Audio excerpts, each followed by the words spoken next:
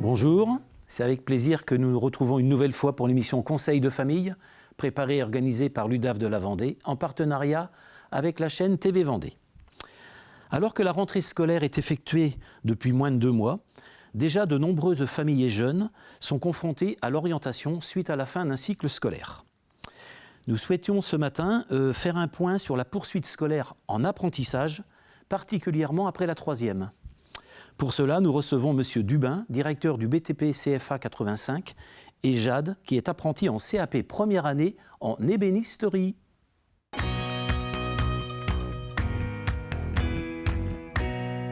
Bonjour M. Dubin, bonjour Jade, merci d'avoir répondu à notre invitation. Monsieur Dubin, pouvez-vous en quelques mots présenter le BTP CFA de la Vendée ?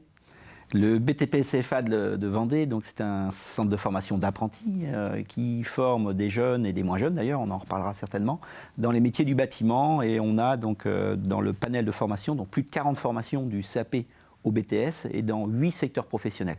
Donc les 8 secteurs professionnels, c'est à la fois donc, les métiers de la finition, hein, donc là on va voir les métiers de peintre, de carreleur, de plaquiste, de sellier moquettiste. On va voir ensuite les métiers donc, de génie climatique, donc c'est plus les métiers de plombier, chauffagiste et tous les métiers qui sont périphériques à ce secteur-là. Les métiers de l'électricité. On va retrouver aussi un autre secteur autour du gros œuvre. Hein, donc là, on retrouve tout ce qui est métier donc, de maçon, hein, donc, dans le secteur du gros œuvre. Les métiers du toit, hein, donc ça c'est un secteur nouveau cette année, hein, donc avec un CAP donc, couvreur. On a aussi les métiers du bois, hein, donc on en reparlera avec Jade très certainement. Et puis on a les métiers de la piscine et les métiers de la métallerie, mais pas la métallerie industrielle, la métallerie artisanale. D'accord. Donc on compte 1670 apprentis. Et c'est une équipe derrière pour, bien évidemment, faire fonctionner l'ensemble de l'établissement, de 120 collaborateurs avec des formateurs et ensuite des équipes qui sont plutôt sur les fonctions support de l'établissement. Très bien, merci. Le sujet de l'orientation des familles et des jeunes après la 3e est un sujet vaste et quelquefois les familles sont quand même perdues dans les offres de formation.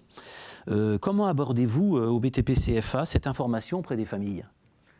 Donc l'orientation, c'est oui un sujet très vaste, compliqué. Hein, il faut aussi se mettre à la place des familles quand elles sont confrontées à ces questions-là en 3e, mais pas que en 3e. Hein, il y a aussi des jeunes que l'on accompagne parce qu'ils ont fait des parcours à l'université et puis à un moment donné, ils se reposent la question de l'orientation. En tout cas, c'est un sujet qui se travaille au long cours.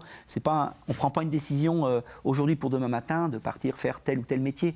Et nous, ce qu'on essaye de faire au niveau du BTP CFA de Vendée, c'est d'essayer de montrer ce que l'on fait, de montrer les métiers. Parce qu'aujourd'hui, on constate quand même qu'on ne voit plus les métiers. Hein. Donc quand on se déplace dans les entreprises aujourd'hui, on ne voit pas les métiers. Et les jeunes, il faut qu'ils aient la possibilité de se représenter les métiers. Donc on a plusieurs actions, nous, sur toute l'année en fait. Hein. Toute l'année, on travaille l'orientation en fonction des besoins. Donc ça commence par des visites de l'établissement. Hein. Ça commence par des visites guidées donc, de septembre, en gros, dès maintenant jusqu'à peu près à nos portes ouvertes. On a aussi donc, des rendez-vous de l'orientation, où on accueille dans l'établissement donc, les jeunes et les familles, parce que ça c'est important aussi d'accompagner les familles. Pas d'accompagner le jeune, c'est sûr, mais accompagner la famille pour bien se rendre compte que le métier dans lequel va aller le jeune, ça soit bien aussi en adéquation par rapport à un certain nombre de choses. Et on fait aussi donc, la découverte des métiers. Donc ça, c'est plutôt le mercredi pour des jeunes qui sont dans les collèges. Et là, on ouvre nos portes et ils viennent dans les ateliers découvrir les métiers. D'accord. Alors toi, Jade, tu avais déjà décidé de ton choix quand tu étais en 3e ou tu peux nous expliquer ton parcours qui t'amène à être apprenti aujourd'hui ? J'ai fait plusieurs stages dans différents domaines et c'est grâce à ça que j'ai réussi à trouver ce qui me plaisait. Et du coup, voilà. D'accord. Alors si je comprends, tu es à un moment allé aux portes ouvertes ou tu as participé à des journées d'information, comme expliquait M. Dubin. Tu peux m'en dire un peu plus ? J'ai été aux portes ouvertes, donc ça m'a beaucoup plu. J'ai fait ma journée le mercredi pour découvrir les métiers du bois. Ça m'a beaucoup plu aussi. Et du coup, j'ai fait des stages dans le métier du bois et voilà. Et au début, tu pensais aller dans l'ébénisterie ou pas du tout ? Je savais que je voulais quelque chose d'artistique, mais je ne savais pas du tout dans quel domaine exactement je voulais partir. Et c'est grâce au stage que j'ai trouvé comment réunir, comment trouver quelque chose dans l'art et voilà. D'accord.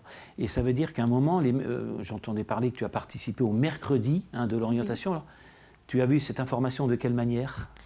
Grâce à la visite que j'avais faite, je m'étais déjà pré-inscrite au CFA.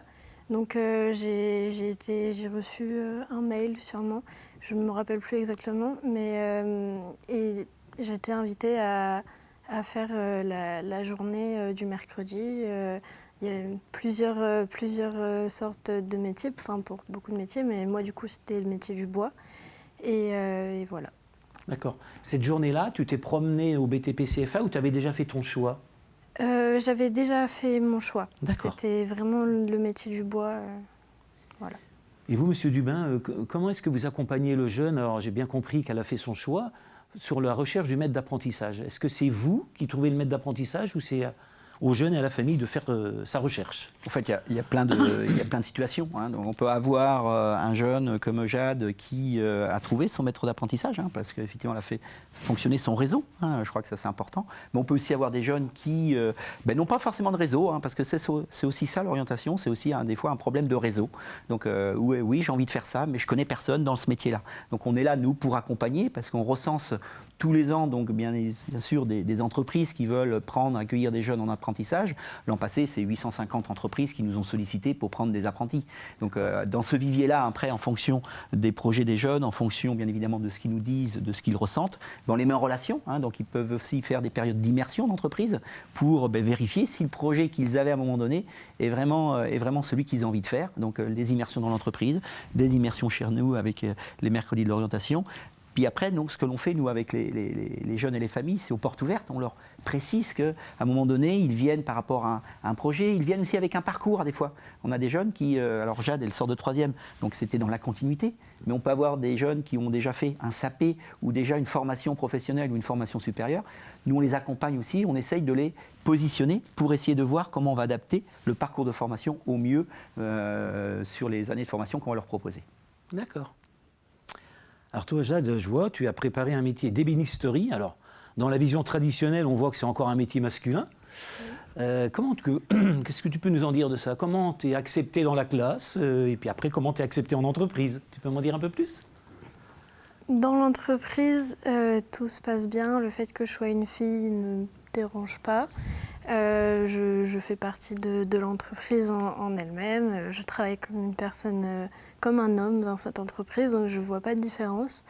Forcément, dans ma classe, je vois un peu plus la différence en sachant qu'on n'est que 2 filles dans la classe comparé. Après, il n'y a que des garçons. Donc là, je vois une différence, mais en soi, ça ne change pas grand-chose le fait que je sois une fille et que eux, ce soient des garçons. Enfin, c'est pas dérangeant en soi. Et est-ce que peut-être même qu'ils font tout pour que vous réussissiez bien à faire votre apprentissage en atelier ou... Dans mon entreprise, oui, ils font tout pour que je réussisse.